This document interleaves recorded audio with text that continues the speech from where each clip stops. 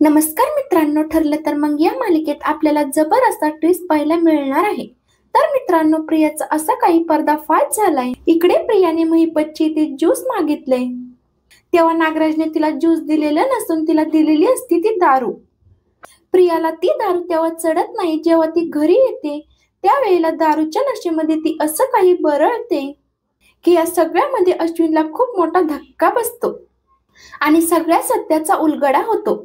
प्रियाने झोपेत बोललेल्या 3 गोष्टी या सगळ्यामध्ये प्रियाच्या विरोधात जात. दारू पिलेली प्रिया पूर्णाजी आणि अश्विन समोर असा काही तमाशा घालते, त्यामुळे अश्विन तिला जबरदस्तीने रूम मध्ये घेऊन येतो. पण झोपेत ती जे काही बडबडते ते ऐकून तर अश्विनच्या पायाखालची जमीनच हादरते.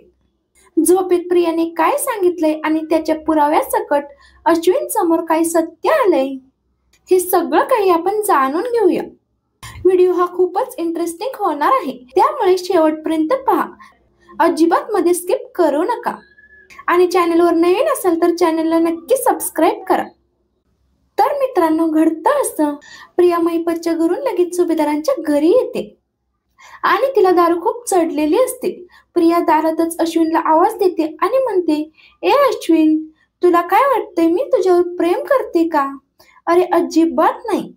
तेव्हा लगेच अश्विन तिच्या जवळ येतो, तिला सावरतो आणि म्हणतो, तन्वी, तुला काय झालंय? तू असं का वागतेस? तू दारू पिलीयस का? त्यावेळेस प्रिया लगेच अश्विनला लांब ढकलते आणि म्हणते, नाही, मी दारू पिलेली नाहीये. हे घरातील सगळेच जण माझ्याशी चुकीचं वागतायत आणि त्या सायलीच्याच पुढे पुढे करतात, याचा मला त्रास होतो. प्रिया खूप मोठा राडा घालत असते. अश्विन तिला बळजबरीने त्याच्या खोलीत घेऊन जातो आणि तो प्रियाला झोपायला सांगतो आणि तोही झोपी जातो. तेव्हा प्रिया पुन्हा झोपेतून उठते आणि म्हणते, नाही नाही, नागराज काकांनीच मला काहीतरी पाजले आणि हे पाजल्यामुळे माझं डोकं तडतड तडतड उठतंय. मला तर कळतच नाही की नक्की काय पाहिलंय मी. नाही नाही, या सगळ्यांनी माझाच गेम केलाय. मी तन्वी नाहीये हे सत्य जर मी बोलून बसले तर मला या सगळ्यामध्ये आता हे सत्य बोलायचंच नाहीये. मला खरंच आता गप्प बसायला पाहिजे. तोंडाला पट्टी लाव प्रिया, काहीतरी बडबडतीयस तू.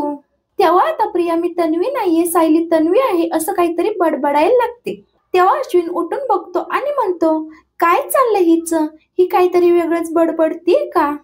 नक्की काय चाललंय? असं म्हणत अश्विन तिला विचारायला लागतो. अश्विन म्हणत असतो की तन्वी तन्वी काय झालंय? तेव्हा प्रिया म्हणते की नाही नाही अश्विन, मला काहीच नाही झालंय. त्यावेळी प्रिया मुद्दामून आपल्याला काहीच नाही झालं, आपण सगळे नॉर्मल आहोत असं दाखवण्याचा प्रयत्न करत असते. पण अश्विनला मात्र डाऊट आलेला असतो. तेव्हा प्रिया म्हणते की अश्विन, मला खूप झोप येते, मी आता झोपते आहे. प्रिया झोपेत जाते. तेव्हा अश्विन विचार करतो की काहीतरी गडबड आहे. प्रिया आपल्यापासून काहीतरी लपवती आहे. थोडा विचार करतो आणि म्हणतो, असेल काहीतरी, असं म्हणत तोही झोपी जातो. पण ज्या वेळेला अश्विन झोपी जातो त्यावेळेला प्रियाला काही झोप येत नसते. ती याच विचारात असते की माझ्या तोंडातून काही निघालं तर, मी या सगळ्यामध्ये काही बोलले तर, आणि काही बोलून या सगळ्यामध्ये आता पटकन अश्विनला समजलं तर. ती म्हणत असते की काय करू मी आता, काय करू? तिला काहीच कळेनासं होतंय. त्याच वेळेला ती झोपेत सारखी इकडे तिकडे करते आणि म्हणते, नाही, मी तन्वीच आहे. सायली नाहीये तन्वी, मी तन्वीच आहे. तुळशीपत्र माझ्याच पायावरती आहे. माझ्या पायावरती तुळशीपत्र आहे आणि मीच आहे तन्वी किल्लेदार.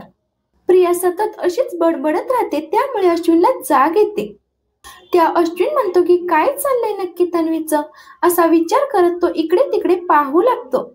प्रिया खूपच गडबडलेली असते आणि ती स्वतःला सांगण्याचा प्रयत्न करते की नाही नाही, तूच तन्वी आहेस, तूच तन्वी आहेस. काय चाललंय, तूच तन्वी आहेस, असं म्हणत ती स्वतःला समजावण्याचा प्रयत्न करत असते.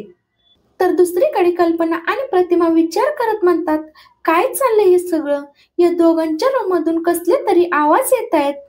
कल्पना म्हणते, चला पूर्णाई, आपण बघू. असं म्हणत कल्पना आणि पूर्णाई या दोघांच्या रूम मधून कसला तरी आवाज येतो हे पाहण्यासाठी जेव्हा रूम मध्ये जातात तर रूम मध्ये सिच्युएशन काहीतरी वेगळीच असते. प्रिया म्हणत असते की मीच आहे तन्वी, मीच आहे तन्वी, मला कोण नाही तन्वी बनणार, मीच आहे तन्वी, असं म्हणत प्रिया वेड्यासारखी बडबडत असते.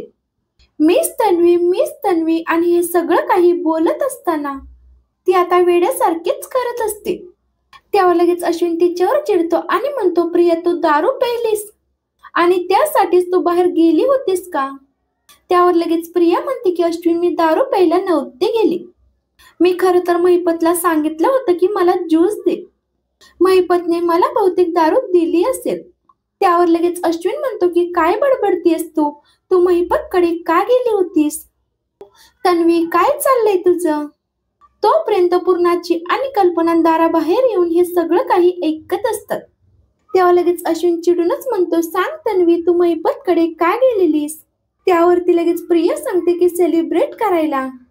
त्यावर लगेच अश्विन म्हणतो की काय काय बोलतेस तन्वी तू हे? तेव्हा लगेच प्रिया म्हणते की मी थकली आहे, मला झोपू दे, माझा पाय लपवू दे, माझ्या पायावरती तुळशीपत्र नाहीये, मला पाय लपवू दे. तेव्हा अश्विनला खूप मोठा डाऊट येतो. अश्विन म्हणतो आता ही काहीतरी लपवती आहे. अश्विन लगेच तिचा पाय पाहतो. तिचा पाय बघितल्यानंतर पायावरचं तुळशीपत्र मात्र गायब असतं. त्यावेळी अश्विनला कळतं की ही मुळात तन्वीच नाहीये आणि ही महिपतकडे का गेली होती? नागराज काका तिकडे काय करत होते? त्याच्या मनामध्ये एकामागे एक प्रश्न यायला लागतात. तेव्हा मात्र अश्विन खूपच गडबडतो आणि तो त्यावेळेला विचार करू लागतो.